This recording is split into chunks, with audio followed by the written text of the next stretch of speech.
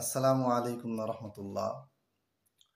বিশ্বনবী মুহাম্মদ সাল্লাল্লাহু আলাইহি সাল্লামকে যারা গালি দেয় তাদের বিধান কি?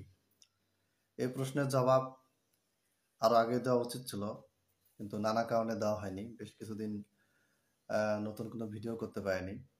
তো যারা নবী সাল্লাল্লাহু আলাইহি সাল্লামকে গালিগালাজ করে, এদের ব্যাপারে কয়েকটি গুরুত্বপূর্ণ পয়েন্ট আমি সংক্ষেপে আপনাদের সামনে আলোচনা করব।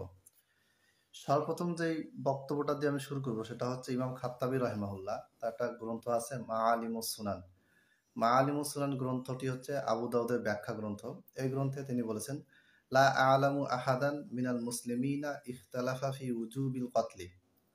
যারা আল্লাহর নবী সাল্লাল্লাহু আলাইহি সাল্লামকে গালিগালাজ করে, অপমান করে, তুচ্ছ-তাচ্ছিল্য করে, তাদেরকে হত্যা করতে হবে, তাদেরকে হত্যা করা ওয়াজিব, এই মর্মে কোনো ইখতিলাফ মুসলমানরা করেছে এই মর্মে আমার জানা নেই। আমি ওইটাই এই মতকে গ্রহণ করেছি। আচ্ছা, এখন কিছু পয়েন্ট আছে। আলেম ওলামারা কিছু বিষয় পার্থক্য করেছেন, যে সাব্বুন নবী এবং সাব্বুল্লাহ। নবী মোহাম্মদ সাল্লাল্লাহু আলাইহি সাল্লামকে গালিগালাজ করলে তার বিধান কি হবে, আবার আল্লাহকে গালিগালাজ করলে তার বিধান কি হবে। এখানে আলেম ওলামারা ইখতিলাফ করেছেন। একদল আলেম বলেছেন যে আল্লাহকে গালি দিলে আল্লাহকে গালিদাতাকে হত্যা করা যাবে না যদি সে তওবা করে, আর নবী সাল্লাল্লাহু আলাইহি সাল্লামকে গালি দিলে তাকে হত্যা করতে হবে, তওবা করলেও হত্যা করতে হবে, তওবা না করলেও হত্যা করতে হবে। এখন আপনাদের মনে প্রশ্ন আসতে পারে যে নবী সাল্লাল্লাহু আলাইহি সাল্লামের চেয়ে তো আল্লাহ বড়, আল্লাহ তো সৃষ্টিকর্তা আর নবী তো সৃষ্টি মাখলুক, তাহলে আল্লাহকে গালি দিলে তওবা করলে তাকে হত্যা করা হবে না, আর নবী সাল্লাল্লাহু আলাইহি সাল্লামকে গালি দিলে এবং তারপর যে সে তওবা করে তাহলে তাকে হত্যা করতে হবে, তওবা না করলেও করতে হবে, তওবা করলেও হত্যা করতে হবে। এর কারণ কি? কারণটা হচ্ছে আল্লাহ তাআলা স্পষ্টভাবে বলেছেন যে ওয়া ইন্নী লাগাফফারুল লিমান তাবা ওয়া আমানা ওয়া আমিলা সালিহান সুম্মা ইহতাদা। কেউ যদি তওবা করে তাহলে আল্লাহ তাআলা সেটা কবুল করেন, যত বড়ই কুফরি হোক, শিরকি হোক, সেটাকে আল্লাহ তাআলা কবুল করেন যদি সে হেদায়েতের পথে ফিরে আসে, ইসলামের পথে ফিরে আসে। এ ব্যাপারে কোরআনে অসংখ্য আয়াত আছে, হাদিসও আছে। কিন্তু নবী সাল্লাল্লাহু আলাইহি সাল্লামকে কেউ যদি গালি দেয়, তাহলে নবী সাল্লাল্লাহু আলাইহি সাল্লাম তাকে মাফ করবেন এই গ্যারান্টি কোথায়? তার জীবদ্দশায় তিনি মাফ করেছেন সেটা ভিন্ন কথা, কিন্তু এখন যে আজকে গালি দিল, রাখাল সাহা যে গালি দিল, কি নাম যেন, রাখাল নাকি বেয়াদব বদমাইশ জানোয়ার, এরা যে গালি দিল, তো এদেরকে কি আল্লাহ নবী সাল্লাল্লাহু আলাইহি সাল্লাম ক্ষমা করবেন? এর কোনো গ্যারান্টি আমাদের কাছে নেই। এজন্য এরা তওবা করলে এদেরকে কি করতে হবে? হত্যা করতে হবে। এদের পালানোর কোনো পথ নেই। আচ্ছা, এখন কথা হচ্ছে যে নবী সাল্লাল্লাহু আলাইহি সাল্লামকে গালিদাতা, নাউজুবিল্লাহ, বা আল্লাহকে গালি দিয়েছে যে, নাউজুবিল্লাহ, এরা আবার দুই ক্যাটাগরি। একটা হচ্ছে যে কাফের, মুসলমান নয়। এরা যদি গালি দেয়, গালিগালাজ করে, তাহলে এদেরকে হত্যা করা হবে না, এই মর্মে কিছু আলেম ফতোয়া দিয়েছেন। আর এই ব্যাপারে সবাই একমত যে কেউ যদি মুসলমান হয়, মুসলমান থেকে মুরতাদ হয়, মুরতাদ হওয়ার পর যে গালিগালাজ করে অথবা গালিগালাজ করার মাধ্যমে ইসলাম থেকে খারিজে মুরতাদ হয়ে যায়, তাহলে তাকে কি করতে হবে? হত্যা করতে হবে। তওবা করলেও তাকে কি করতে হবে? হত্যা করতে হবে। শাইখুল ইসলাম ইবনে তাইমিয়া রাহিমাহুল্লাহ তিনি এই মতের দিকে গিয়েছেন যে মুরতাদ সে যদি তওবাও করে তারপর তাকে কি করতে হবে? হত্যা করতে হবে। তো এখানে আমার ক্ষুদ্র জ্ঞানে আমি যেটা বুঝেছি সেটা হচ্ছে যে আল্লাহকে গালি দেওয়া, রাসূল সাল্লাল্লাহু আলাইহি ওয়াসাল্লামকে গালি দেওয়া, এটা একটা সামাজিক ব্যাধির মতো। একজন এই কাজটা করবে, তাকে শাস্তি না দিলে আরো 10 জন এই কাজটা করবে, যেটা আমরা দেখতে পাচ্ছি। তাহলে কোনো ব্যক্তি সে যদি জন্মগতভাবে যদি কাফের হয়, মানে সে হিন্দু, খ্রিস্টান, নাস্তিক, মানে ইসলামের বাইরে, এক কথায় কাফের সে, ইসলাম ধর্মে সে কখনো ছিল না, সাবালক হওয়ার পর থেকেই, মানে মুসলমান হয়তো জন্মগ্রহণ করছে কিন্তু তার জ্ঞান বোঝার পর থেকে সে কি কাফের। এই ব্যক্তিও যদি আল্লাহকে গালি দেয় অথবা রাসূল সাল্লাল্লাহু আলাইহি ওয়াসাল্লাম গালি দেয়, তাহলে তাকে হত্যা করতে হবে, সে ক্ষমা চাক বা না চাক। এর বিপরীতে যদি মুসলমান হয়, মোরতাদ হয়ে গেছে, তাহলে তাকে তো আরো বেশি কি করতে হবে? হত্যা করতে হবে, ক্ষমা চাক বা না চাক। আল্লাহকে গালি দিক, রাসূলকে গালি দিক, ক্ষমা চাক বা না চাক, গালি দেওয়ার কারণে তাকে কি করতে হবে? হত্যা করতে হবে। কেন হত্যা করতে হবে? কেন কোনো ছাড় দেওয়া যাবে না? কারণ আমরা দেখতে পাচ্ছি বর্তমানে এই জিনিসটা ব্যাপকভাবে বেড়ে যাচ্ছে শাস্তি না হওয়ার কারণে। একবার একটা মোরতাদকে, যে আল্লাহকে গালি দিয়েছে বা রাসূল সাল্লাল্লাহু আলাইহি ওয়াসাল্লামকে গালি দিয়েছে বা ইসলামকে অপমান করেছে বা কোরআনকে তুচ্ছ তাচ্ছিল্য করেছে, কোরআনকে পুড়িয়েছে বা কোনো মানে তুচ্ছ তাচ্ছিল্য অপমান করার জন্য যে কোরআন পুড়িয়ে থাকে, এদেরকে প্রকাশ্যে একবার যদি শিরচ্ছেদ করা হয়, আর দ্বিতীয়বার এরকম কাজ করার জন্য সহজে মানুষ সাহস করবে না। এজন্য সমস্ত বক্তব্যের শেষ বক্তব্য এটাই, বিভিন্ন আলেমের বিভিন্ন কল, বিভিন্ন উক্তি, এগুলোকে আমি সংক্ষেপে বললাম। সব কথার একটাই কথা, রাখাল সাহাবা এই জাতীয় লোক যারা আছে এদেরকে কি করতে হবে? এদেরকে শিরচ্ছেদ করতে হবে, এদেরকে মাথা ধর থেকে শরীর থেকে আলাদা করে দিতে হবে এবং প্রকাশ্যে। কেন এরা আল্লাহকে গালি দিল, কেন রাসূলকে গালি দিল, কি কারণ, সমস্যাটা কি, উদ্দেশ্যটা কি?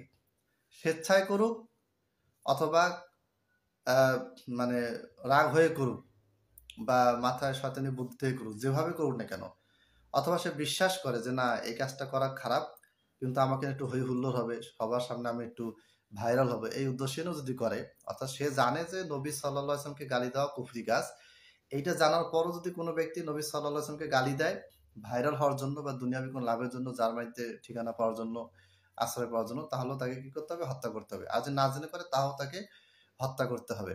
যে কোনো কারণেই হোক না কেন তাকে কি করতে হবে? হত্যা করতে হবে। তওবা করলেও হত্যা করতে হবে, তওবা না করলে হত্যা করতে হবে। সে মুরতাদ হলেও হত্যা করতে হবে। এবং সে যদি কাফের হয়, যদি এটা নিয়ে মতানৈক্য আছে, কিন্তু আমার ক্ষুদ্র জ্ঞানে আমার কাছে মনে হয়েছে যে সে যদি কাফের হয়, সে যদি মুসলমান না হয়ে থাকে, মুরতাদ না হয়ে থাকে, তাহলেও তাকে কি করতে হবে? হত্যা করতে হবে। এবং এই যে অবস্থা দিন দিন বেড়েই চলেছে, এটার মেইন কারণ হচ্ছে তাদেরকে শাস্তি দেওয়া হচ্ছে না। তবে হ্যাঁ, একটা জিনিস মনে রাখতে হবে, আমরা সাধারণ জনগণ আইন হাতে তুলে নেব না। এটা সরকার তাকে হত্যা করবে, সরকার তার বিচার করবে। তবে আমরা সাধারণ জনগণ শান্তিপূর্ণ মিছিল, মিটিং, মানববন্ধন, বক্তব্য, লেখনী, জুমার খুতবা ইত্যাদির মাধ্যমে সরকারকে আমরা বারবার অনুরোধ করব, আমরা ডক্টর ইউনূস সাহেবকে অনুরোধ করব যে রাখাল সাহা টাইপের লোকদেরকে যেন কি হয়, আপনি হত্যা করে এই দেশ থেকে কি করেন, এইরকম নাপাক এবং অশ্লীল, বর্বর, জানোয়ার, বেঈমান, কুকুরের চেয়ে অধম, শুয়োরের চেয়ে অধম এই লোকগুলাকে আপনি শাস্তি দিন, প্রকাশ্যে শাস্তি দিয়ে দেশকে এই সমস্ত কুলাঙ্গার মুক্ত করুন, দেশের মাটিকে এই সমস্ত কুলাঙ্গার নাপাক লোক থেকে আপনি মুক্ত করুন। তাহলে কি হবে? এই জিনিসটা যে একটা মহামারী ব্যাধির মতো যে বেড়ে যাচ্ছে, এই জিনিসটা আস্তে আস্তে কমে যাবে। একজন ধর্ষককে যদি প্রমাণ সাপেক্ষে কেউ যদি ধর্ষণ করে থাকে, সে যদি ধর্ষক প্রমাণিত হয়, তাহলে তাকে প্রকাশ্যে গলা কেটে দেন, শিরচ্ছেদ করেন, দেখবেন যে ধর্ষকদের কি হয়ে যাবে? সাহস কমে যাবে। যদি একজন একটা ভিডিওতে দেখলাম যে ২-৩টা ছেলে মিলে একটা ছেলেকে তার ২ হাত কেটে ফেললো। রামদা দিয়ে কুপিয়ে প্রথমে ডান হাত কেটে দিল, তারপর বাম হাত কেটে দিল। তো যারা এই কাজটি করেছে তাদেরকে ধরে, ওখানে ভিডিওতে স্পষ্ট দেখা যাচ্ছে, পাবনার সম্মত ঘটনাটা ঘটেছে, তাদেরকেও প্রকাশ্যে হাত কেটে দেওয়া হোক, দেখবেন যে কি হয়ে যাবে? আইন শৃঙ্খলার উন্নতি হবে। ধরে নেওয়া হচ্ছে, ভিডিওতে স্পষ্ট প্রমাণ আছে, তারপরও একটা আইনি প্রক্রিয়া আনা হচ্ছে, কেন কাজটা হচ্ছে, এরকম বিভিন্ন কারণে লেংদি প্রসেস হচ্ছে, এবং যত বেশি প্রসেসটা লেংদি হচ্ছে তত বেশি অপরাধী মানে তারা বের হয়ে যাওয়ার সুযোগ সম্ভাবনা বেড়ে যাচ্ছে। তো যারা, কেউ যদি অঙ্গহানি করে তাহলে তার অঙ্গহানি করতে হবে, কেউ যদি খুন করে তাহলে তাকে খুন করতে হবে, কেসাস, দণ্ডবিধি, এগুলো ইসলামী যে বিধানগুলি আছে, কেউ যদি গালি দেয় তাহলে তাকে হত্যা করতে হবে। এই সব কিছুর যদি প্রয়োগ, যদি কোনো মুসলিম সরকার বা কোনো অমুসলিম সরকারও যদি এগুলিকে প্রয়োগ করা শুরু করে, তাহলে আস্তে আস্তে দেখবেন যেগুলি কমে যাবে এবং শান্তি আস্তে আস্তে ফিরে আসবে। অতএব সাধারণ জনগণের কাছে একটা অনুরোধ আমি রাখবো যে আপনারা কেউ উত্তেজিত হবেন না। আপনারা রাখাল শাহকে গালিগালাজ করতে গিয়ে তার বাবা মাকে গালিগালাজ করবেন না। অনেকে তাকে জারজ সন্তান বলতেছে। আরে ভাই, তাকে জারজ বললে তার বাবা মাকে তো গালি দেওয়া হচ্ছে। তার বাবা মা যে খারাপ তার কোনো দলিল আছে আপনার কাছে? মনে রাখবেন, যে জুলুম করেছে তার বিরুদ্ধে আপনি মাঠে নামবেন, কিন্তু যে জুলুম করে নাই, শুধুমাত্র জুলুমকারীর আত্মীয় হওয়ার কারণে, মেয়ে হওয়ার কারণে, ছেলে হওয়ার কারণে, বাবা হওয়ার কারণে, মা হওয়ার কারণে, বন্ধু হওয়ার কারণে বা কাছের লোক হওয়ার কারণে তার প্রতি আপনি জুলুম করতে পারেন না। এমন অনেক ফ্যামিলি আছে, বাবা মা অনেক ধার্মিক, কিন্তু তার সন্তান কি হয়েছে? মোরতাদ হয়ে গেছে। বাবা মা ছেলেকে বাসাতে বের করে দিয়েছে, কিন্তু জনগণ করলো কি? তার বাবা মাকে সব গালিগালাজ করলো। নাউজুবিল্লাহ, এটা করা যাবে না। মনে রাখবেন, নবী সাল্লাল্লাহু আলাইহি সাল্লাম, সাহাবী, তাবী, সালাফদের থেকে যেইভাবে করে বিধানগুলি আমরা পেয়েছি, তারা যেভাবে এটাকে বাস্তবায়ন করেছে, সেইভাবে আমাদেরকে বাস্তবায়ন করতে হবে। আমাদেরকে যেটা করতে হবে, অব্যাহত ধারায় রাখাল সাহার বিরুদ্ধে, এর নামটাও কি, রাখাল সাহা না কি নাম, মানে আল্লাহ ভালো জানে, এর বিরুদ্ধে অব্যাহত ধারায় আমাদের প্রতিবাদ, মানববন্ধন এবং শান্তিপূর্ণ মিছিল, যেখানে মানুষের ক্ষতি হবে না, রাস্তা অবরোধ করে নয়, এগুলি আমাদেরকে চালিয়ে যেতে হবে, যেন সরকার কি করে, তাকে শাস্তি, মৃত্যুদণ্ড, ফাঁসিতে বা শিরচ্ছেদ করার জন্য কি হয়, অগ্রগামী হয়, এবং সরকার যেন এই কাজটা বাস্তবায়ন করে। এটা আমরা করতে পারি, কিন্তু আমরা নিজে আইন হাতে তুলে নেব না, এবং মুখের ভাষা, আজেবাজে গালিগালাজ, এগুলি করা যাবে না। আল্লাহ তাআলা আমাদেরকে ধৈর্য ধরার তৌফিক দান করুন এবং সবাইকে একজোট হয়ে হানাফি, আহলে হাদিস, মালিকি, শাফি, হাম্বলি, দেওবন্দি, ব্রেলভি, জামাতি যারা আছি আমরা, যারা নিজেকে রাসূল সাল্লাল্লাহু আলাইহি ওয়াসাল্লামের উম্মত মনে করি, রাসূল সাল্লাল্লাহু আলাইহি ওয়াসাল্লামের অনুসারী মনে করি, তাকে ভালোবাসি, আমরা প্রত্যেকেই একজোট হয়ে এই বিষয়ে প্রতিবাদ জানাতে থাকবো।